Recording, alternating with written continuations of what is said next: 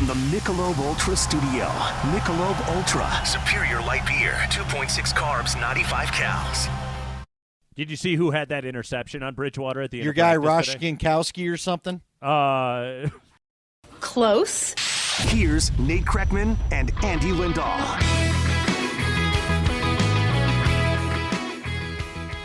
Andy refusing to put some respect on the name of Rogesterman Ferris.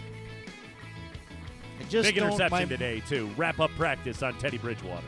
My simple mind literally locks up looking at his name.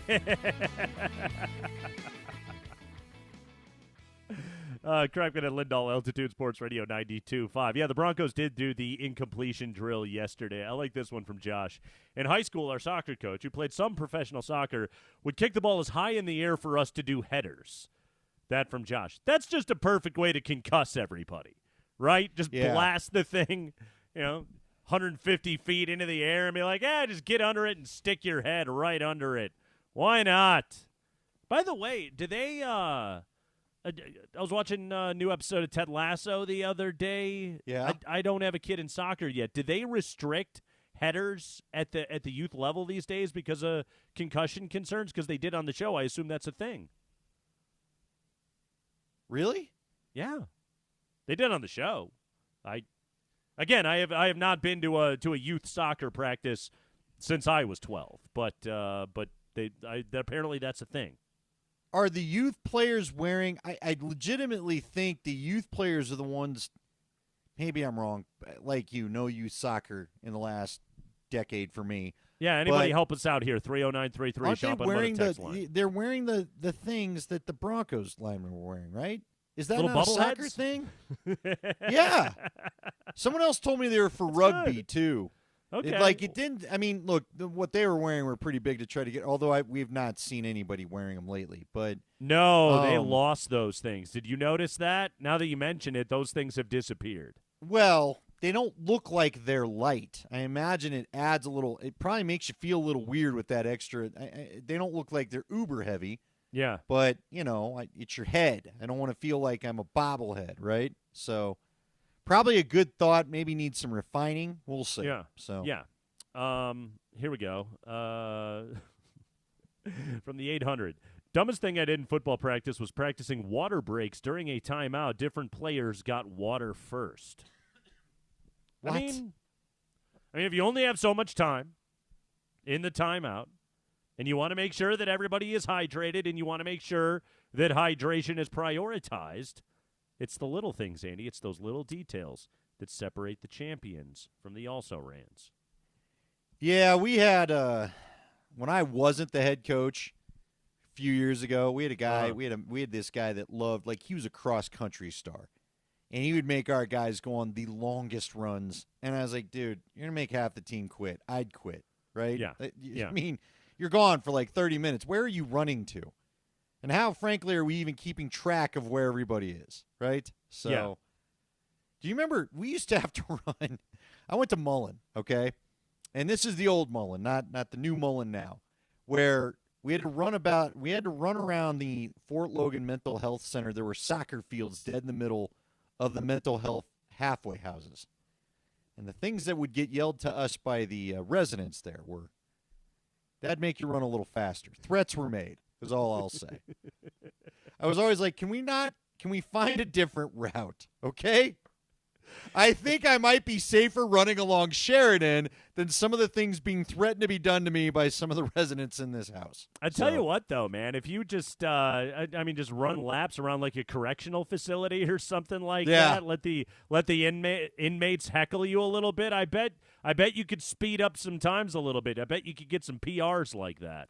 Did you ever do? You played soccer and baseball, right? Yes. Did you ever have the old Hell Week where all you did was run and you didn't really get to do your sport? We used to. I always thought that was stupid. In soccer, we would do 2-a-days in high school soccer, and you would have to go, at like 8 o'clock in the morning, and then in our town, it was the lake. You had to run around the lake. It was, probably like a 6-mile run or something like that. They would make us do that in the morning, in 92-degree 8,000% humidity, just absolutely sweltering, and then you would go home, and then you would come back and actually have soccer practice in the afternoon, which we were a middle of the road team. The one thing that I always thought was like, we could just have a ball this whole time while we're running, and maybe some of us would become better soccer players, but that didn't happen. Yeah, I was always a big fan of here's what we're going to do. And you know what? It actually did work. I did this the last year that I was the head coach. I was like, here's what we'll do. You run hard in practice, and we won't waste our time running. How about that? Yeah. And you know what? They ran hard in practice. Like, I can remember they don't even do the gassers anymore. Remember where we'd have to all sit there? Unless you're Joe Judge. Well, yeah, you're right. And everybody gets in a fight, and your quarterback's at the bottom of the pile because he's just out there competing. I feel like Josh McDaniels might have been the last coach we saw make guys run gassers. Yeah, and Tebow was always winning the sprints. Always. Yeah, and Orton hated it. Remember, Orton would always remind us, I'm not paid to run. All right. That was the thing that Tebow did better than anybody. Let me tell you the drill that I hated. And it's I recognized the value of it, but I hated it nonetheless. So we used to do this drill in high school baseball where they would take away your mitt, and they would give you, like a – I don't know, probably like a 10-inch by 10-inch like square of like thin quarter-inch plywood, right? And it would have rubber bands wrapped around it, and you would have to rubber band the thing to your hand, and then that was supposed to be your glove. Now the point of the drill was they would hit grounders at you, and it was to teach you to use two hands and soft hands, to really cushion the ball, bring it up, sort of into your midsection before you made your throw over to first. It was a ground ball drill. And I'm not totally knocking the drill, but I will knock the way one of my coaches liked to run it with us because – we would do it sometimes like in the gym or whatever, especially there would be a lot of rain in the spring. So in the gym, and we had like these kind of rubber balls that we would use for the drill, which actually were harder to catch than regular baseballs. And so you would get your soft hands that way. But I had one coach that would then take us out on the field and take our gloves, give us the paddles, we'd rubber band them to our hands, and then he would blast just absolute rockets at us with hard balls and just hitting peas at you.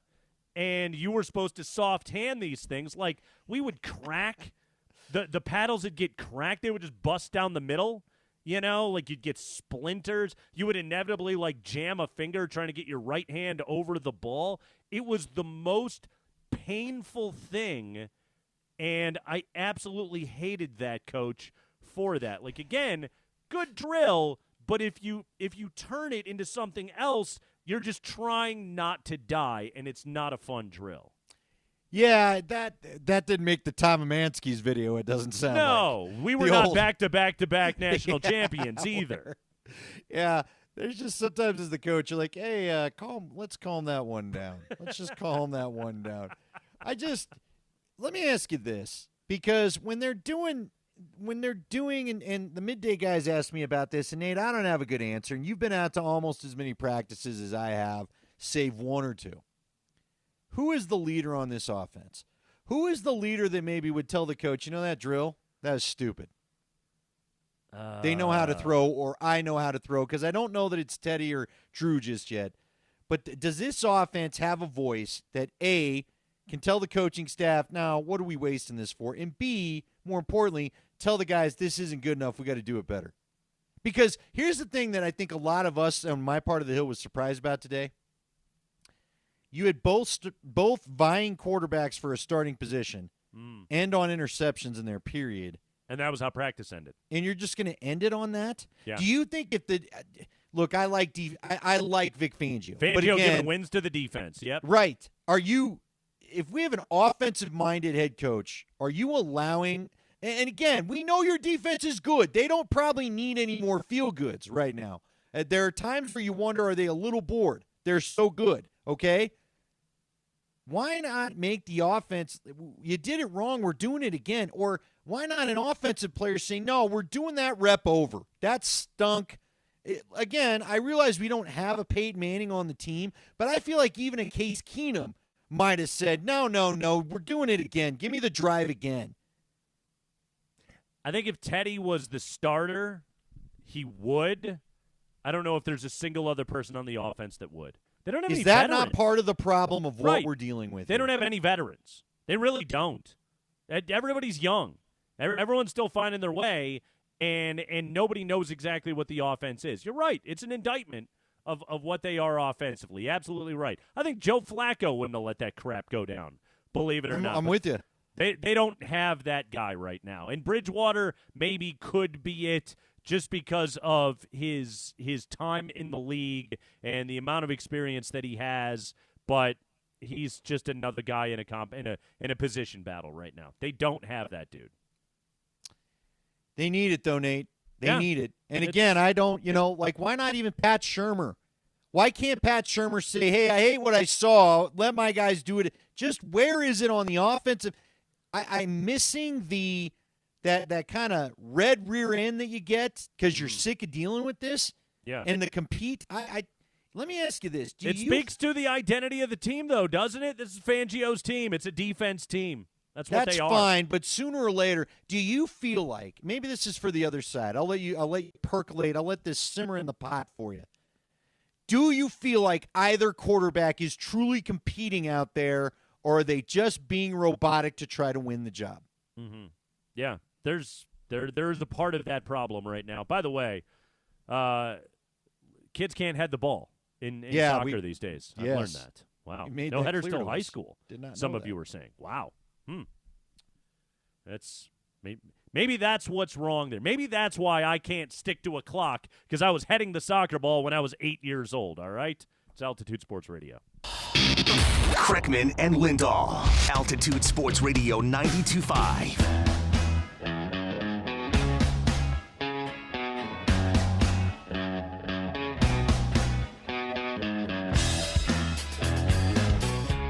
We are going to give away a pair of tickets to see Guns N' Roses Monday, August 16th at Dick's Sporting Goods Park. We're going to give those tickets away before this hour is up here on Altitude Sports Radio 92.5, and those tickets will be given away via Guns N' Roses Trivia. So make sure you keep it right here on Altitude Sports Radio 92.5. Again, we're giving away Guns N' Roses tickets for Dick's Sporting Goods Park Monday, August 16th before this hour is up. So make sure you keep it right here on Altitude Sports Radio 92.5. Andy, have you noticed a thing that's been going on out of Raiders camp? I don't know if you've gotten this update out of what keeps happening at Raiders camp, but there's a thing that keeps happening. It's now happened 3 times, in fact, so far at Raiders camp. Is one of them what happened to the GM? No. What happened to Mike Mayock? What's wrong with him? He got COVID. So, that's a bummer. again, one of the teams that struggled with this last year is struggling with this year. That's not what you're talking about. Please, fill me in. Guys keep retiring. Oh, really? Everyone keeps retiring from the Raiders. The latest, Sam Young, veteran journeyman, appeared in 11 games last year. He is in competition for one of the tackle spots for the Raiders. And today, Sam Young was like, you know what? I don't want to be a professional football player anymore. He has retired. That comes a day after linebacker James Oluwalu retired from the Raiders. He's only 26. He's played in 3 NFL seasons, but he decided that he would rather not be a Raider and not play football than be a Raider. The first retirement of camp for the Raiders was your guy, Theo Riddick.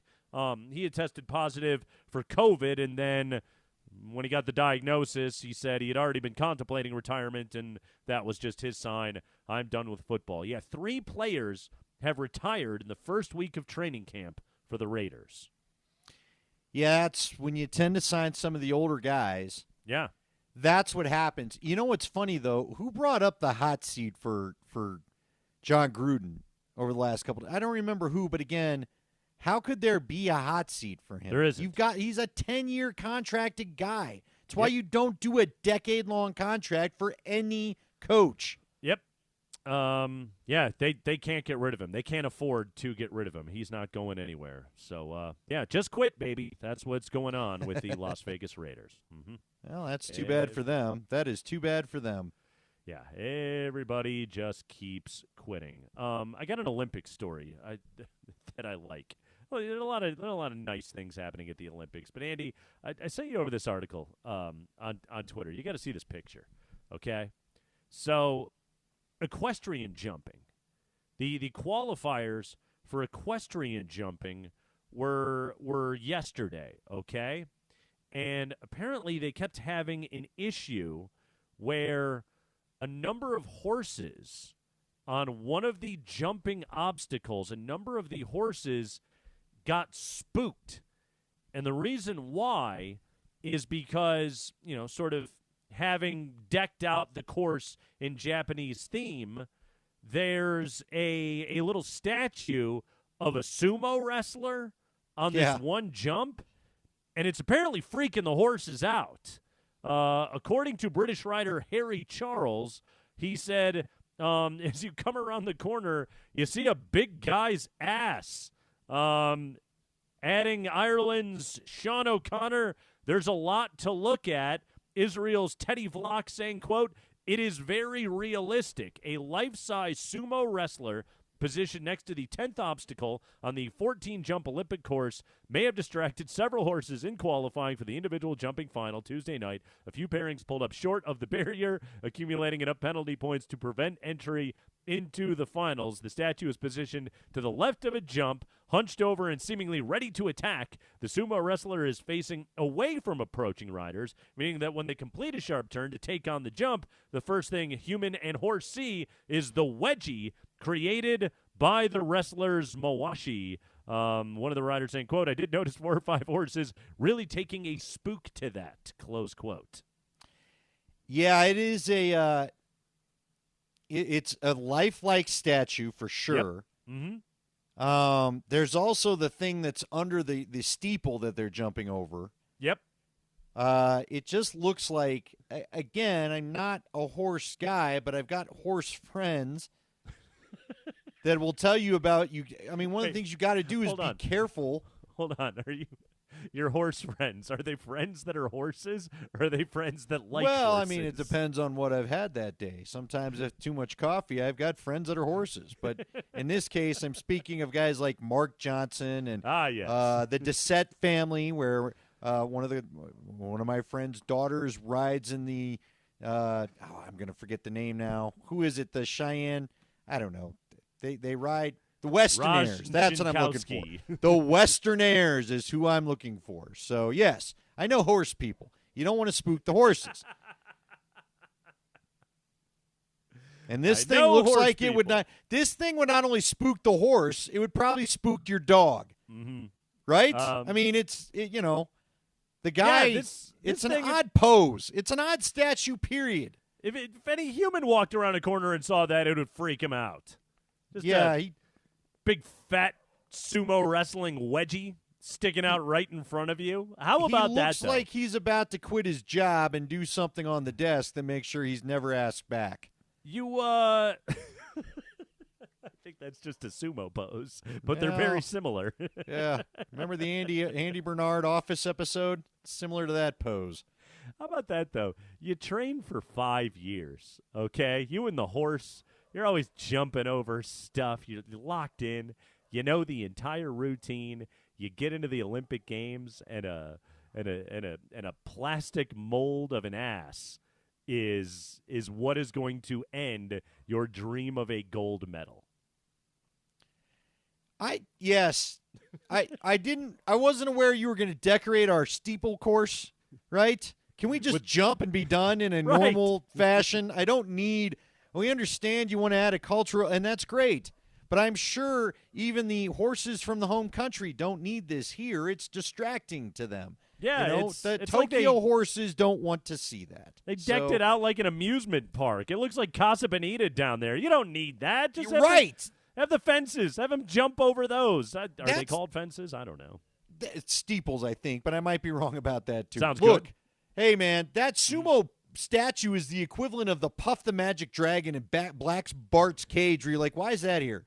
Why is there a dragon in Black Bart's cage? I don't get it. Huh?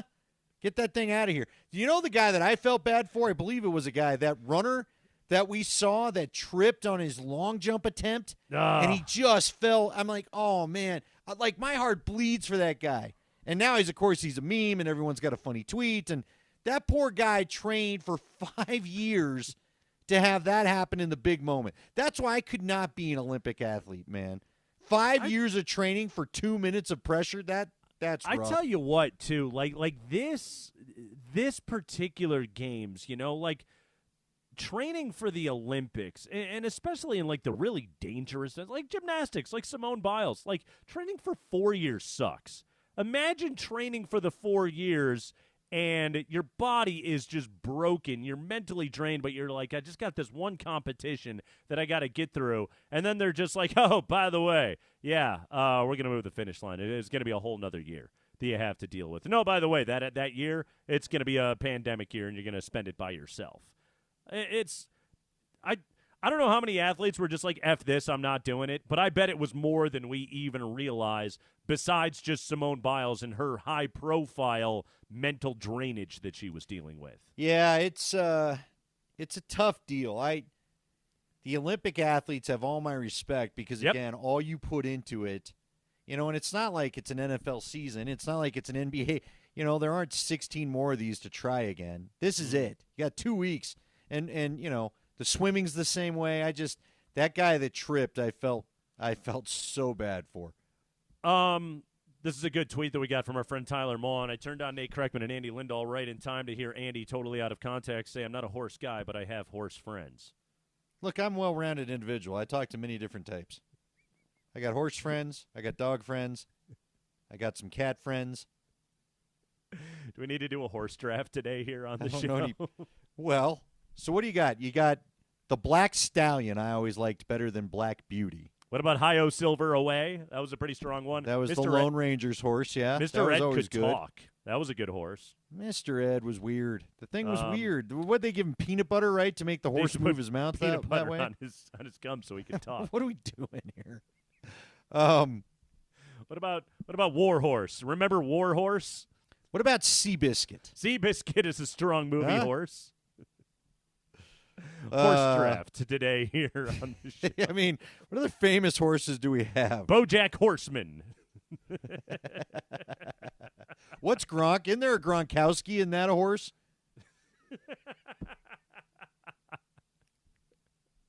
It is funny when you start scanning through. I just Googled like best movie horses. The quality of movie horse falls off very, very quickly. What about the horse from Gladiator? Didn't he have his horse? I mean, there's movies with horses, and then there's actual movie horses, Like, I don't remember any Indiana Jones horses, but he always had a horse. Well, he was stealing them. The guy's a thief. Glorified a thief. Real quick, I was recently watching Indiana Jones and the Last Crusade. Great movie. I might even argue best of the series. But there's a scene that drove me nuts when I saw it this time. So do you remember Sean Connery, who plays the part of Indiana Jones' father, and then Harrison Ford is Indiana Jones, and they escape the Nazi castle, right? And they got to get away.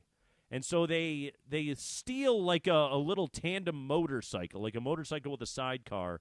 And I don't know, they're like in a crate, but they have to drive the motorcycle out of the crate. Yeah. And the Nazis, these dumb Nazis, come chasing after them and like run right by them, and they all hop into a boat, and they're about to like take off down the river because they assume that Indy and Sean Connery have escaped via water. And they all jump in the boat.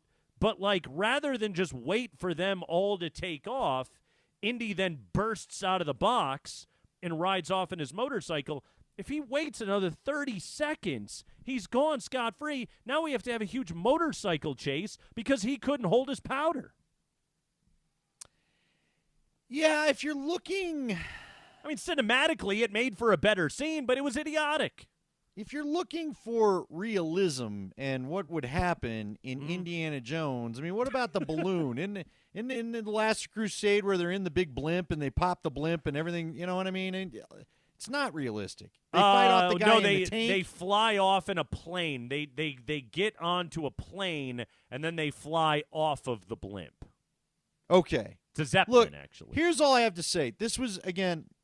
The Big Bang Theory, I think, is funny. People hate it. Whatever you want to do. it was pointed out in one of the episodes that Indiana Jones has no effect on the movie. Like, he's the star, but the Nazis got a hold of the Ark, and it all played like Indiana Jones doesn't really do anything, even though he's the center character of the story. All he does is make sure his girlfriend does not look at the Ark once it's open. He really does nothing to deserve the lead role. He's in it.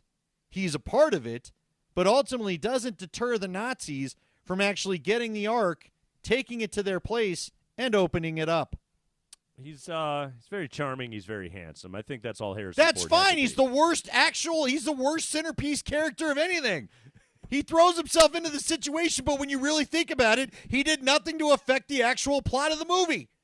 Now that I'm At least thinking as about Han Solo, he's flying around and shooting Darth Vader out of the trench and letting Luke hit the torpedo thing. I mean, Empire Strikes Back, he was pretty useless. All he did was got himself frozen in carbonite. I guess got he the went princess off Hoth. He went and found Luke and stuck him in the tauntaun or whatever. He's far more useful in A New Hope and Return of the Jedi. Anyway, we're breaking it down. Hey, if the can. quarterback play doesn't get better. We're going to hear a lot more about Andy's horse friends on Altitude Sports Radio. Altitude Sports Radio 92.5 wants your text. 30933 is the Shop Automotive text line. 30933. Purchase and have a vehicle delivered at shop.com.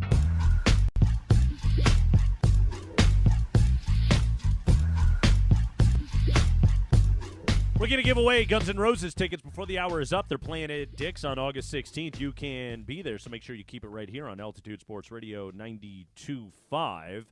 Rockies, once again this evening, they will play the Cubs over at Coors Field. Who went to Coors Field last night? Were you annoyed with the presence of Cub fans? Because I can assure you, that was not the most vitriol that was expressed last night in Major League Baseball. No, we had the Astros in L.A. to play the Dodgers, and boy, were people mad about it.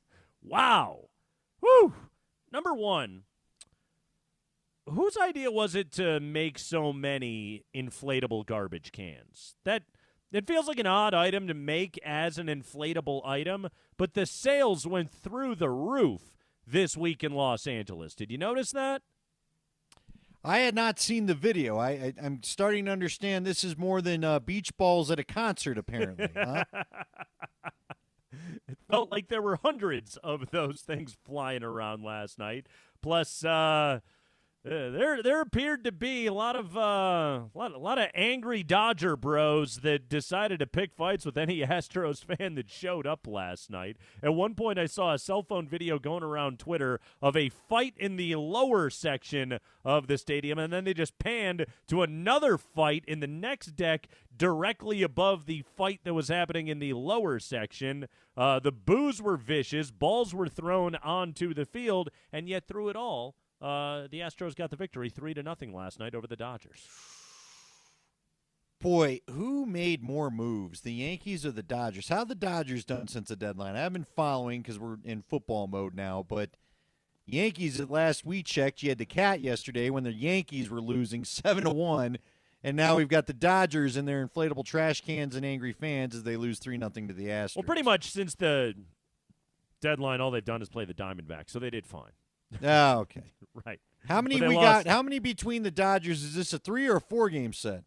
Right now, between the Dodgers and the Astros, last night was the first. Was it 2? It might even just be 2. It's a 2-game set. Yeah, one of those little 2-game interleague sets. They played in Houston earlier in the season. Max Scherzer will toe the slab this evening for the Dodgers. I believe that's his first start in Dodger blue, going up against Jake Odorizzi of the Houston Astros this evening. Okay, obviously a lot of stuff going on there. Now, Scherzer, when facing the Astros, got the better of them in the series because they kind of figured out maybe what was going on. Yeah.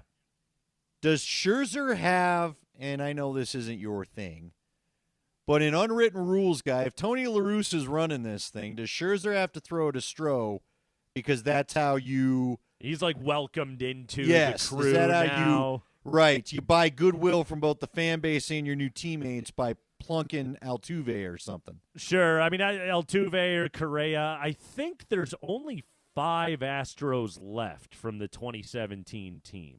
Bregman's still there, isn't he? Bregman is still there. Lance McCullers, who started last night, is still there. But, yeah, I think they have 5 holdovers, which that's only since 2017, which, again, gives you an idea about baseball turnover right there from a team that won the World Series and currently has the best record in the American League. I'm just kind of curious, do we get any beanball action? Probably not, I guess. But I don't know. Seems like if you're an Astros fan, I think everybody should be able to go to a game and root for their team, and you shouldn't have to worry about it, right? But for a long time, in the NFL anyway, Philly was the most notorious spot, I guess Philly and then Oakland, of places not to go as an opposing fan. Only bad things are going to happen to you. Mm-hmm. Has L.A. become that spot in baseball where you just might as well not show up as an opposing fan? It's just not worth the grief. Isn't this all happening? It's going on around sports, though. Like I feel like I see right. idiocy Sons just and all Four the guy. time. Go back to Sons and Four guy and all that stupidity, and then fighting with Clipper fans after that whole thing. And again, I don't know if it's that we're all on edge. If we since COVID, we don't know how to act in public anymore. If or if I don't know what it is. As non-aggro guy, I don't.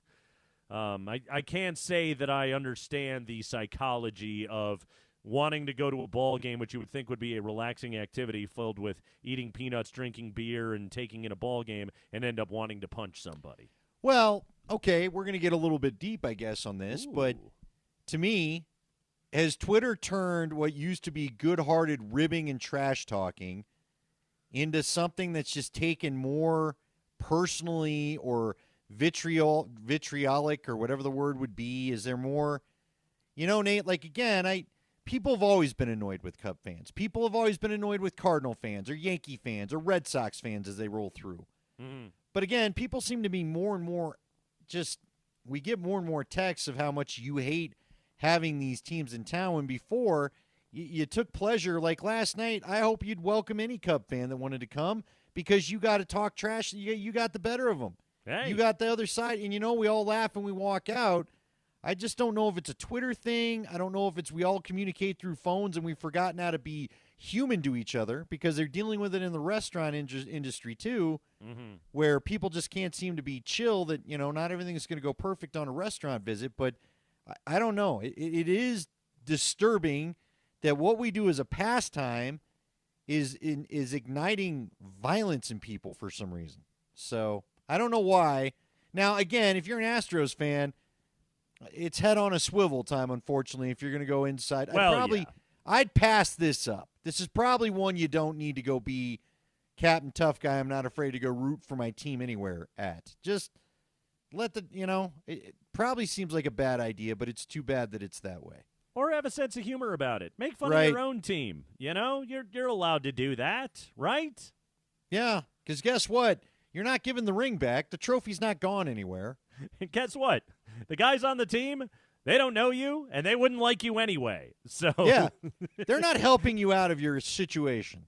They're not gonna help you move. They're not gonna go get a beer with you. They don't want to hang out with you. So it is not worth it to get punched in the face to defend the honor of the ball club when those guys wouldn't like you anyway. Well, and if you need proof, unfortunately, Sons and Four guy took a picture with Jamal Murray. All right? Yeah. So, the guy that got beat up by Sons and Four guy was wearing Jamal's jersey, and Jamal still took a picture with Sons and Four guy. Couple of good horse votes right here for horse friends for Andy. Rusty the farting horse from Seinfeld. That was no, I'm of the all right. That Beefarino sounds like Yeah. it really kicked back on him. Mm-hmm. And what about Blucifer? Greatest No, Denver I'm good. horse of them all. No, I'm good. There were some good ones on there. Who is it Hidalgo that we kept getting?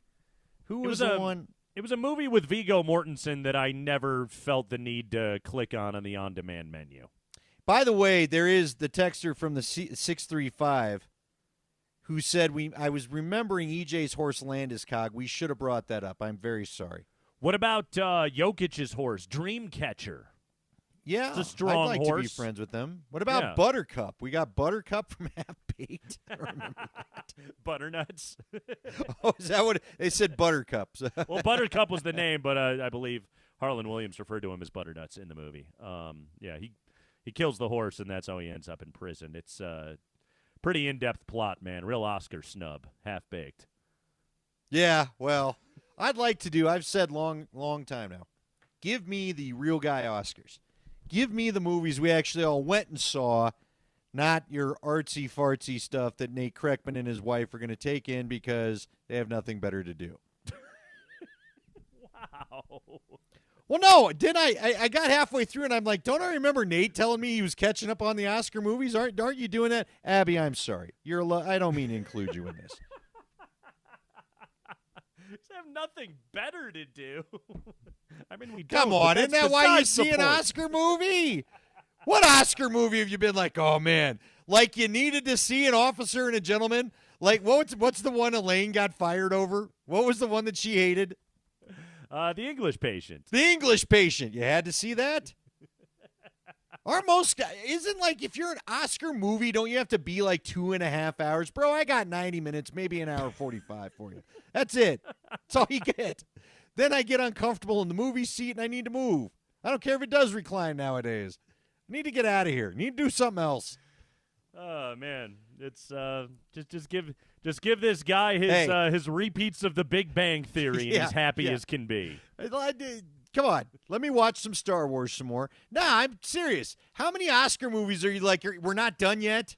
Oh, you're dragging this out even further. Look, I love The Departed, and I kept going. I get it. Is not everyone dead? Oh no, wait, Marky Mark has to show up and finish things off. Sorry, spoiler. For those of you that haven't seen The Departed from 20 years ago. Yeah, and you Andy better just settle ruined in. it That's for you. another 2.5 hour epic. So settle on in. I generally try to see all of the Academy Award nominated movies. I generally Do you write a review yes. about them? I've got a blog that I publish on a separate Twitter account that has nothing to do with this Under show. the name Kate Netman? Yes, Creighton Eckman, film reviewer. We got Guns N' Roses tickets to give away coming up next on Altitude Sports Radio. Nate Kreckman and Andy Lindahl. Altitude Sports Radio 92.5. And I can sing high. Jesus! Have you noticed how Spring finds a different spot in the scene to start every one of these segments? Thank you, Spring. We got Guns N' Roses tickets to give away, all of you sweet childs oh mine, here on Altitude Sports Radio 92.5. And we will give them away right now via Guns N' Roses Trivia. Guns N' Roses Trivia. 303-504-0925 on the Quality First Service Group listener line. But you have to answer the following trivia question correctly. The following Guns N' Roses trivia question correctly. Andy, you ready for this one? You locked in? Give it to me. Focused? Not really. Who was the fourth quarterback taken in the first round of the 2018 NFL Draft? 303-504-0925. 303-504-0925. Who was the fourth quarterback selected in the first round of the 2018 NFL Draft? First caller with the correct answer, and you will win a pair of tickets to see Guns N' Roses Monday, August 16th at Dick's Sporting Goods Park. You're kind of stretching. It's there. Yes. It's absolutely Most there. of the name qualifies. Yes. We've already got Yes. it on Twitch, so I'm not ruining anything. Good. Better answer, where is the guy now? Because I don't know. I don't know either. Last, I believe, with the 49ers, but I'm not sure he's still there. Okay. All right. I could not tell you where this guy is today. I don't even know if he's on a team now that I think about it. All right, hold on. Let's see. What has the internet got for me? No, he's apparently still a Niner. apparently. Okay, good for him. Yeah. I don't know why. From the reports we're getting today, I don't know that there's much there for him to do other than be the backup, I guess. Yeah. I'm, by the way, I'm all in on Trey Lance, plus 700, AP NFL Offensive Rookie of the Year. Yeah. How about Steve Palazzo accusing you of just being highlight guy there? Mm-hmm. Yeah, totally. No, I'm more than happy to be that guy. I like the value at 7-1. I don't think Zach Wilson is going to have any success with the Jets. I think the Jags are going to be so terrible with Urban Meyer as their coach that naturally it sets up beautifully for Trey Lance to make 14 starts for the Niners this year and be the best rookie quarterback in the NFL. Yeah, I'll give you this. And by the way, before we all have a good laugh at you, you did grab Jokic at some great odds, and look at what that did for you. So odds that weren't really to be seen as the year went along, right? Plus 2,500. Yeah, it's. I will also acknowledge that every now and then my futures bets are very, very bad. Well, right now, I do have a ticket on Walker Buehler to win NL Cy Young, which his ERA I think dropped to 2.16 last night, and with the DeGrom injury, I feel pretty good about that. My ticket on Nolan Arenado to win NL MVP not looking so good. Yeah, that's a rough one right now. I don't think you're going to go ahead and cash that slip. OPS in the 700s. Hey, you can't win them all. You can't win them all, but I would say this: if we're just real quickly on your bet, Trey Lance, if he does end up being the starter, or let's just say he gets 10 or 11 games, he has a better supporting cast and a better system in place than I think Trevor Lawrence does. Yep. Trevor Lawrence has got some dudes now. Etienne is going to be fun. He's got Laviska. Got Tebow. DJ Chark. I mean, he's got some guys, but I don't know about their offensive line. And frankly, Urban Meyer is going to be the guy that breaks through and actually is successful in the NFL, but he's apparently frustrated by all sorts of things about the league. I just don't know what kind of culture you're really going to have there that first year. Yeah, no, I think Justin Lawrence will be a perfectly good NFL quarterback, but I think Trey Lance is the best setup to have success immediately. Now, hold on. Of anybody. Justin Lawrence, isn't it Trevor Lawrence? Trevor Lawrence. Was I melding Justin Fields and Trevor Lawrence? You might have been trying to go for Joey Lawrence. Right? Whoa. I very well could have been. Or I was doing Rocky's right-handed reliever Justin Lawrence. Yes. I wish we could get – see, we all do it. Mm-hmm. It happens. Happens every now and then. Put a real name together. Mine was Rajankowski. Spring, who won our trivia question? First off, shout out to the first guy who called. Yeah. Who was like, oh, man, the guy who went to UCLA, was drafted by Arizona, played for the Dolphins. He knew everything about him except for his name. Which sounds like me trying to get Nate to remember the name for me.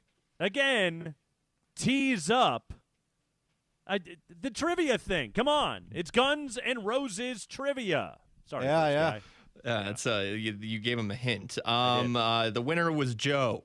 Joe, way to go, Joe. He would have correctly identified the fourth quarterback selected in the first round of the 2018 NFL Draft. The 10th overall pick by the Arizona Cardinals was Josh Rosen. Josh Rosen. Now, I got to ask, does Joe know he's going to a rock show? I don't know. I mean, Spring? I think so. Spring is a guy. Was that a rhetorical question?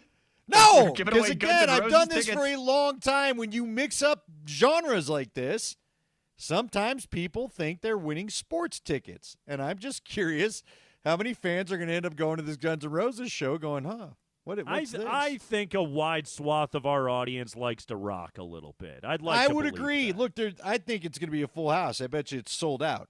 I just think we may send a confused person or two.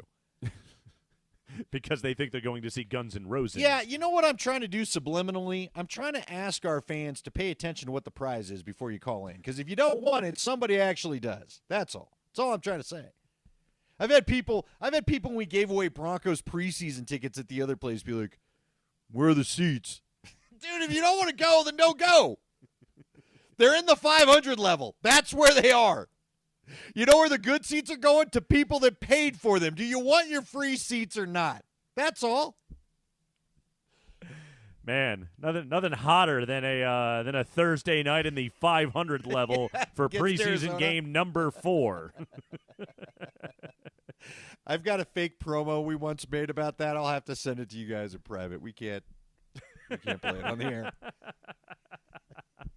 It's Craigman and Lindahl. We'll talk to Terrell Davis ahead at 4:30.